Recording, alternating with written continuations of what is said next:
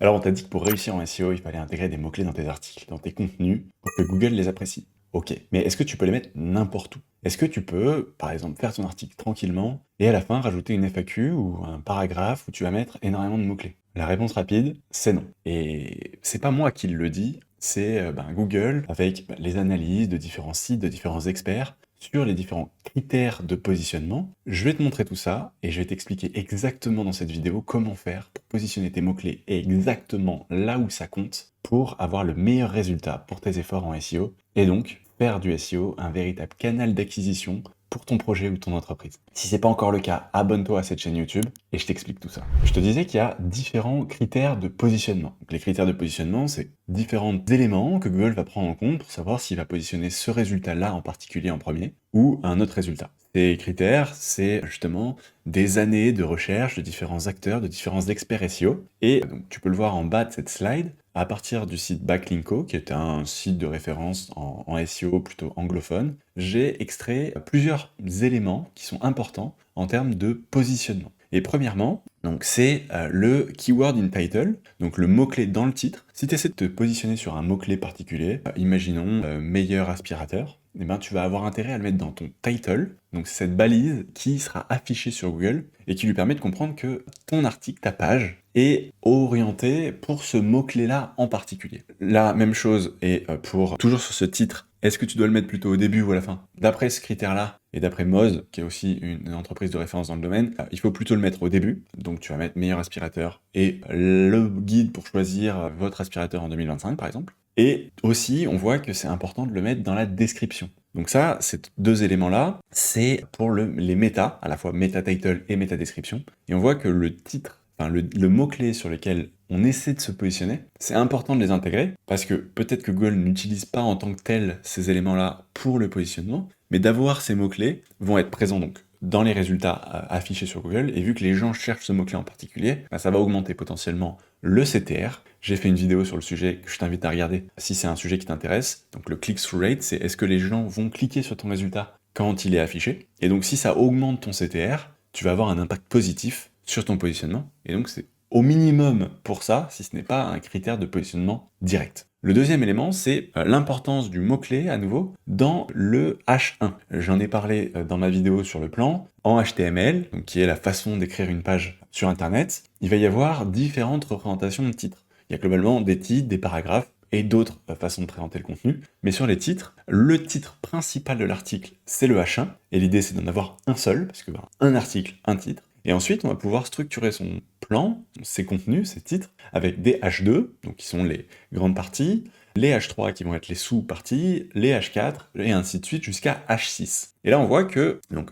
on a vu que c'était important de le mettre dans le title, donc c'est ce qui sera affiché en haut de l'onglet et sur Google, mais c'est aussi important de mettre son mot-clé ciblé dans le H1, dans le titre de son article sur la page. Et ça, alors que le title n'est pas affiché dans les résultats, donc sur la page qui est affichée quand on est sur la bonne URL. Là, on voit aussi que ces mots-clés sont importants dans les titres en dessous, donc le H2 et le H3, qui est l'élément 31. C'est un expert reconnu de chez Google qui le dit même que Google utilise les titres pour comprendre le contenu, et donc avoir son mot-clé cible et ses mots-clés importants dans le H1, le H2 et le H3, c'est super important. On va avoir aussi donc le TF-IDF, la façon, un algorithme pour extraire des mots-clés d'un contenu, d'un texte. Ce TF-IDF, c'est une façon simple de comprendre comment Google fonctionne, et on voit que du coup, Google va essayer de comprendre quels sont les mots, à quelle fréquence ils apparaissent dans le contenu, et du coup, est-ce que ce contenu-là est plus pertinent pour répondre à la requête que l'utilisateur vient de faire, ou alors ce contenu-là. Et donc, c'est extrêmement important, et c'est sur ça qu'est basée l'optimisation sémantique, donc par exemple, comme l'outil Serpentix, qui va permettre de savoir combien de fois utiliser tel mot-clé, telle expression, dans le contenu qu'on essaie de positionner sur notre mot-clé cible. Pareil, par exemple, sur meilleur aspirateur, je vais avoir aspirateur sac, aspirateur balai, toutes ces expressions-là, si on voit que les concurrents bien positionnés l'utilisent, alors que par exemple des concurrents mal positionnés ne vont pas l'utiliser, c'est des mots-clés, des expressions qui vont être intéressantes à utiliser, et qui, d'après l'algorithme TF-IDF, vont en fait plutôt intéresser Google pour expliquer, ou en tout cas prouver à Google que le contenu qu'on essaie de positionner est le plus pertinent que d'autres qui utiliseraient moins ces mots-clés-là et qui donc ont une réponse qui est plus loin de ce que Google va attendre. Et le dernier, c'est la keyword, qui va être justement le positionnement dans l'article des mots-clés qui nous intéressent. Et là, donc sur cet élément-là, ils disent que dans les premiers 100 mots, c'est là où justement l'utilisation de mots-clés importants va être le plus corrélée à sa positionnement. Mais en fait, on va le voir juste après, cette présence, ou en tout cas cette répartition, va avoir un impact tout au long de l'article. Et c'est aussi à ce moment-là où on peut se dire que à telle partie de l'article, par exemple, on n'a que des mots vides de sémantique, et peut-être qu'il y a soit optimisé à cet endroit-là, soit peut-être que cette partie-là ne sert à rien dans cet article-là, et je vous explique ça tout de suite après. Et dernier point, c'est le Latent Semantic Indexing, c'est le LSI, et en fait ça va être un algorithme qui permet à Google de comprendre si le mot-clé, le mot qu'on utilise, par exemple là ils utilisent le terme pomme en anglais, donc c'est Apple ou Apple, est-ce qu'on parle de la marque ou est-ce qu'on parle du fruit? Et ça c'est en fonction justement du contexte des phrases, du contexte de l'article, il va être capable de savoir si on parle plutôt de l'un ou de l'autre. Et à nouveau, on a ce même concept dans le titre, dans la description, et potentiellement dans les titres qu'on va avoir sur l'article. On voit donc que l'intégration de son mot-clé et des mots-clés et des expressions importantes dans son article est extrêmement importante. C'est important dans les titres, c'est important dans le title, dans les méta, c'est important dans le début de l'article, mais en fait, on va voir que c'est important à tout moment. Et pour ça, je vais te montrer 2 exemples qui vont nous expliquer concrètement comment se passe la construction d'un score d'optimisation sémantique, d'un score sémantique pour Google, en fonction de où est-ce qu'on a intégré les résultats. Alors le premier exemple que je vais te prendre, c'est pour la requête SPA-BB. J'essaie de me positionner dessus, donc à gauche dans l'éditeur de Serpentix, j'ai un exemple où je peux justement avoir mis mon contenu. Là j'ai un contenu pour l'exemple, ça me donne un score de 128, qui n'est pas encore optimal, mais ça va nous permettre quand même de nous rendre compte de où est-ce que les mots sont intégrés. Ici, j'ai la liste des mots qui vont m'intéresser, donc les mots qui vont être importants à intégrer pour Google. Si je clique sur voir la heatmap, je peux voir en un coup d'œil ces différents mots qui sont importants, et en fonction des résultats de recherche, voir comment chaque concurrent va utiliser et va en fait intégrer le mot-clé en particulier dans son contenu, et comment moi, dans mon contenu, je l'intègre. Et ce qui nous intéresse aujourd'hui, c'est de savoir justement comment répartir ces mots-clés dans le contenu. Cette fonctionnalité-là, donc répartition de la sémantique, nous permet de voir plusieurs choses. Là, donc, j'ai la répartition en fonction de la longueur, et juste en dessous, j'ai la répartition en fonction des titres. Pour commencer par la longueur, ce graphique-là va me montrer la construction du score, donc ça veut dire que avant de mettre le premier mot, mon score sémantique est à 0, et quand j'arrive à la fin de l'article, le score sémantique est à 100%.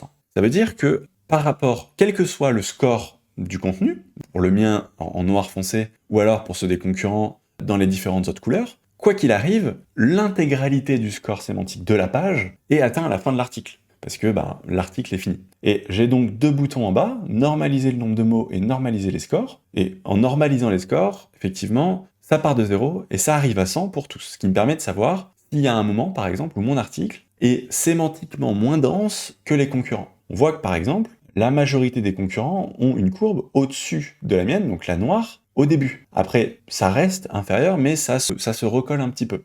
Et en fait, si j'enlève l'élément normaliser les scores, là, on voit que mon score est à 128, et il est atteint à 100% de mes mots, donc que j'ai ici. 100% des mots me permettent d'atteindre mon score de 128. Alors que si j'enlève la normalisation des mots, aussi, ici, je vois qu'il me faut mes 1200 mots, qui correspondent bien à ça, donc à la fin des 1200 mots, j'ai 128. Ce qui est donc la façon, où j'ai 4 façons d'arriver à avoir la même chose, c'est soit en normalisant les mots, donc ça veut dire que tout le monde, quelle que soit la longueur, est à 100%, ou alors je peux voir s'il y en a qui sont plus efficaces, par exemple dans leur rédaction, on voit que le bleu, donc le 7e, arrive à peu près au même score, mais en globalement la moitié des mots. Donc il est beaucoup plus efficace dans sa sémantique que mon article. Et on voit que par exemple, l'article, le positionné en numéro 9, va aussi être beaucoup plus dense, arriver à un score bien plus élevé, bien plus tôt. Chose que je ne peux pas voir si je normalise, mais ça me permet d'avoir justement une idée de cette vitesse d'optimisation, ou en tout cas,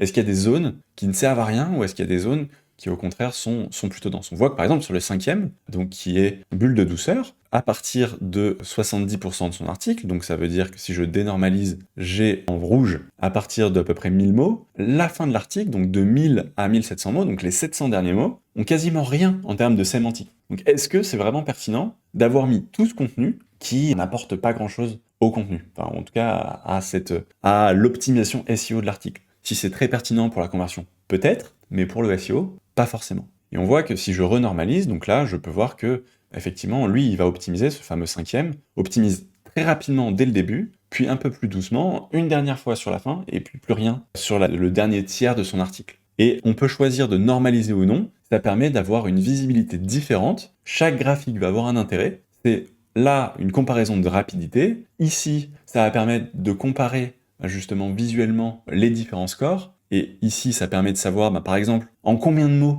chacun arrive à son score maximum, et si je dénormalise tout, ça me permet d'avoir la répartition du score en fonction de la longueur, et donc en fonction de ce que je cherche à faire, chaque normalisation ou non peut avoir un intérêt. Et là on voit donc sur le deuxième graphique, le score mais uniquement pour le titre. Et on voit qu'à nouveau, donc c'était déjà le cas ici, mais on voit à nouveau que là, mon score de 16 sur le titre uniquement est quand même assez bas comparé aux différents concurrents que je peux analyser. Le 8e, par exemple, a un score de 66, alors que les autres ont quand même en moyenne un score entre 20 et 28, et donc je gagnerais à optimiser un petit peu mon score de mes titres. On voit que par exemple ici, les principaux services proposés, si je fais, je veux augmenter mon score, donc là je vais par exemple rajouter du lundi au samedi, ça va se mettre à jour en temps réel, je vais voir que ces deux éléments-là vont passer en vert parce que j'étais à 0 occurrence, je suis maintenant à une occurrence, donc, qui est recommandée entre 1 et 2, j'étais à un score de 16, maintenant je fais un score de 20. Et si je continue à optimiser un petit peu mes titres, donc là sur le titre, ça a augmenté parce que j'étais bien là, on voit que c'était sur un H3 que j'ai optimisé. Si je regarde donc ici par exemple les bienfaits du spa bébé par exemple, et là je peux rajouter « et enfant en bas âge », ce qui va me permettre d'aller optimiser ce mot-clé-là. Donc ça se met à jour en temps réel aussi à nouveau, hop, mon âge est bon, et là maintenant on voit que je suis passé à 22, ce qui est plus adapté déjà pour ce point-là, avec mon score qui à nouveau a augmenté, on était à 120 de mémoire, là maintenant on est à 136, donc ça va augmenter progressivement, et l'idée c'est d'optimiser de façon globale les éléments qui sont importants, donc essayer d'avoir un bon score dans la longueur recommandée, avec le bon nombre de titres, les mots-clés qui sont à intégrer, typiquement j'ai encore quelques mots-clés qui sont intéressants à ajouter, et essayer d'optimiser mon contenu là où ça compte. Par exemple, si mes concurrents sont très actifs dans le début de l'article, peut-être que ça vaut le coup d'être particulièrement actif, ou en tout cas plus actif qu'au début. Si par exemple j'optimise énormément donc sur cette partie-là, et je le vois quand je passe ma souris sur ce score, je vois à quel endroit ça correspond dans l'article. Et donc je vois qu'ici, par exemple, si je voulais optimiser, il faudrait effectivement que ce contenu-là, donc le tout début, je le densifie en mots-clés, en expressions importantes qu'on a ici, pour arriver à avoir un score qui va dépasser le rouge, qui va être plus optimisé au début, et donc faire attention à être particulièrement optimisé au début pour dépasser mon concurrent, et continuer à optimiser au fur et à mesure, parce que l'idée c'est pas de mettre tous les mots-clés au début, puis plus rien après, parce que si c'est le cas, je vais me retrouver avec une zone complètement plate, comme ce résultat-là. Le résultat 5, ils ont beaucoup optimisé au début, beaucoup optimisé à cet endroit-là, puis après, plus aucun mot, et donc il se passe plus grand-chose, et la courbe est plate, et peut-être que c'est une partie du contenu, comme pour le vert, enfin comme pour le bleu, qui n'est pas nécessaire. Et on voit que c'est le même résultat, les deux premiers tiers optimisent le contenu, et le dernier tiers sert à rien. En tout cas sémantiquement parlant. Si tu veux aller un peu plus loin sur la partie sémantique en particulier, j'ai fait une vidéo sur le sujet, que je te mettrai en description ou en petite fiche au-dessus de la vidéo. Et voici un deuxième exemple sur livraison de cookies. Là on voit que mon score il est bon, donc je pourrais continuer à l'optimiser pour arriver dans cette zone-là, la verte foncée, qui me permettrait d'avoir un score excellent, et d'être mieux que la majorité de mes concurrents, et je vais avoir le même résultat. Donc des mots-clés, mon contenu à gauche, et si je regarde donc ici en termes de répartition, on voit que là j'ai des contenus qui sont très bien optimisés. Par exemple là on voit que le premier est lent au démarrage, mais va beaucoup optimiser sur la partie milieu de son contenu. La deuxième commence assez bas aussi, on voit que moi je commence assez fort, mais ensuite, c'est beaucoup plus doux sur le reste, et je suis bien moins optimisé sur la fin que les concurrents. Et du coup, ça me permet d'avoir une visibilité sur où est ma répartition, et si je veux, par exemple, optimiser donc une partie en particulier, je vois que de 70 à 85%. Donc cette partie-là, hein, globalement, où trouver des services en livraison, cette partie-là est quand même assez peu optimisée. Et si je veux regarder en termes de mots-clés, on voit que là, j'ai, donc sur cette partie-là, pas beaucoup de mots-clés. Donc je pourrais parfaitement envisager, pour faire ça, j'ai cliqué sur le petit soleil qui est devenu une lune ici, que je peux recliquer pour faire disparaître les mots-clés,